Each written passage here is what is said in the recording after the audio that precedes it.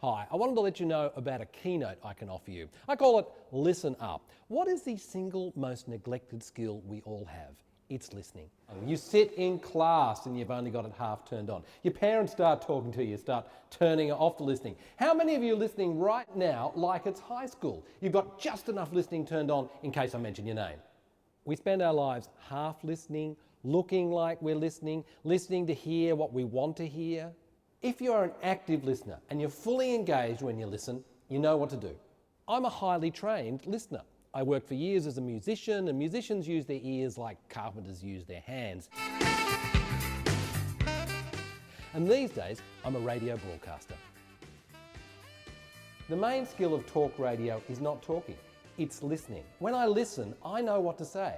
I use examples from my daily talk show on ABC Radio Sydney. These are funny, engaging stories which demonstrate different ways of being an active listener.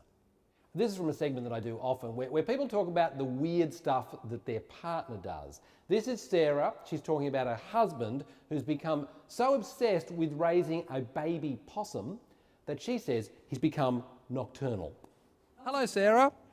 Oh, hello. One of my friends said you were after an update on the ringtail possum. Yeah, well, you rang a week or two back, I believe, and what you live with is a ringtail possum, or rather a husband and a ringtail possum. Yes, and things are getting worse. Every night my husband sits very late at night on a special chair in the dark, and the possum jumps on his lap and he grooms her with a special comb, and she sits there for ages, and that's not very sociable. Yeah. And I said that I wouldn't mind having my hair groomed like that, and so he was going to do it with the possum comb, and I said no, I wanted to use my brush. Yeah, I could understand that. Yes, but then you could tell his heart wasn't in it. He wasn't at all interested in combing my hair, and he did it really badly and half-heartedly. Wow. And he was making mutterings about how I'd be more attractive if I had a tail.